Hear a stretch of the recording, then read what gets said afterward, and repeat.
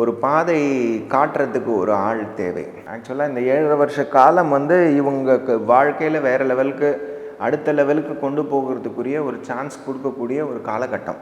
இவங்க முதல்ல ஏதாவது ஒரு புது பிஸ்னஸ் பண்ணணும்னு ஆரம்பிக்கிறாங்கனாக்கா அது சக்ஸஸ் ஆகும். இவங்களுக்கு வேணுங்கிற வரன் கிடைக்கும்.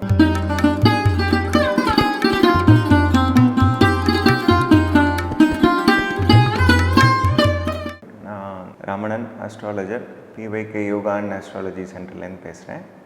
இப்போது வருஷ பலம் பார்த்துட்டுருக்கோம். இப்போ அதில் மீன ராசியை பற்றி பார்ப்போம். மீன ராசி ஒரு மென்மையான ராசி, ஒரு பெண் ராசி, குருவின் ஆதிபத்தியம் உள்ள ஒரு ராசி. இவங்க ரொம்ப சாஃப்டான பீப்புள். அதே மாதிரி ஒரு ஜனவசியம் உள்ள ஒரு மக்கள். மீனராசிக்காரங்க யார்கிட்ட பேசினாலும் அவங்கள்ட்ட பேசிக்கிட்டே இருக்கலான்னு தோணும். அவங்களோட கேரக்டரே ஒரு ஈர்ப்பு சக்தி அவங்களுக்கு உண்டு.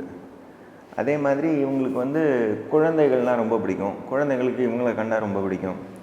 பொதுவாக ஒரு பெரிய சோஷியல் லவ்விங் பீப்புளெலாம் எப்படின்னு சொல்கிறதுனா, ஒரு சின்ன எக்ஸாம்பிள், ஒரு டூருக்கு போகிறோன்னு வைங்களேன்.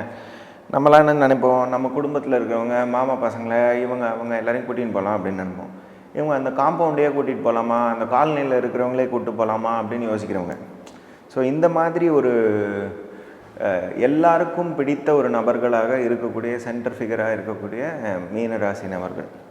இவங்களுக்கு வாழ்க்கையில் ஒரு தூண்டுகோல், ஒரு கைட்லைன், ஒரு பாதை காட்டுறதுக்கு ஒரு ஆள் தேவை. அது ஒரு காலகட்டம் வரைக்கும் அவங்கள பிடிச்சுட்டே போயிட்டாங்கனாக்கா, அதுக்கப்புறமா இவங்க தனிப்பட்ட முறையில் பயங்கர வேறு லெவலில் வர்றதுக்குரிய ஒரு வாய்ப்பு இவங்களுக்கு நல்லாவே இருக்குது.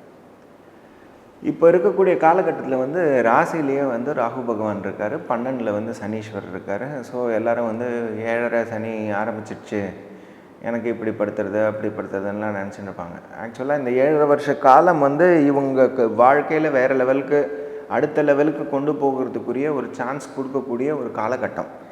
இதை ஒழுங்காக யூஸ் பண்ணிக்கிட்டாங்கனாக்கா இவங்க நல்லா மேலே வர்றதுக்குரிய ஒரு வாய்ப்பு உண்டு. ஸோ இப்போது 2ஆம் இடத்தில் இருந்த ராசிநாதனான குரு பகவான் 3ஆம் இடத்துக்கு போகிறார். 3ஆம் இடத்துக்கு போகும்போது இவங்களுக்குரிய 9ஆம் இடத்தை பார்ப்பார். அட் த சேம் டைம் இவங்களுடைய 7ஆம் இடத்தை பார்க்க போகிறார். அதே மாதிரி இவங்களுடைய 11ஆம் இடத்தையும் குரு பகவான் பார்க்க போகிறார்.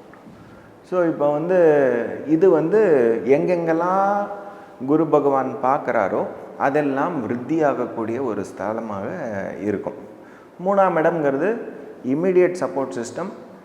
இவங்களுக்கு இருக்கக்கூடிய இளைய சகோதரி சகோதர ஸ்தானம், பால்ய நட்பு, இவங்க எடுத்து வைக்கக்கூடிய முதல் எஃபர்ட் எல்லாமே அது. இவங்க முதல்ல ஏதாவது ஒரு புது பிஸ்னஸ் பண்ணணும்னு ஆரம்பிக்கிறாங்கனாக்கா அது சக்ஸஸ் ஆகும். அதே மாதிரி இவங்க ரொம்ப நாளாக கல்யாண தடையில் இருக்கிறவங்க, இப்போ குரு பகவான் மே மாதம் 1ஆம் தேதிக்கு அப்புறமாக பார்க்க போவது 7ஆம் இடத்தை. இவங்களுக்கு வேணுங்கிற வரன் கிடைக்கும். அது ஸ்மூத்தாகவே நடக்கும். அதே மாதிரி 9ஆம் இடத்தை பார்க்கும் பொழுது இவங்களுடைய பாக்யஸ்தானம் ஓப்பன் ஆகிடும். ஸோ இவங்களுக்கு பாக்கியமும் கிடைக்கும். பாக்கியம் கிடைக்கிறது மட்டும் கிடையாது, 10ஆம் இடத்துக்குரிய அதிபதியுமே குரு. ஸோ இவங்களுக்கு தர்ம கர்மாதிபதி யோகமாகவே நடக்கும். ஸோ இவங்க நிறைய தர்ம காரியங்களும் பண்ணுறதுக்குரிய ஒரு வாய்ப்பு இந்த காலகட்டத்தில் இருக்குது. இவங்களுக்கு பொதுவாக ஒரு சின்ன ஒரு காஷன் என்னதுன்னா, ராசிலேயே ராகு இருக்கிறதுனால டிரைவிங் பண்ணும்போது ரொம்ப ஜாகிரதையாக ஓட்டுங்க. ராத்திரியில் டிரைவிங் பண்ணாதீங்க. ஒரு சின்ன பிசுறல் ஆகும் மைண்டில், அதில் கொண்டு போய் ஏதாவது ஒரு ஆக்சிடெண்ட் ஆகும். அதை தவிர்த்துக்கிறதுக்கு அடிக்கடி துர்கையை வேண்டிக்கோங்க. துர்கையோட நாமாவளி இருக்குது, 32 நாமாவளி, அதை நல்லா சத்தம் போட்டு படிங்க.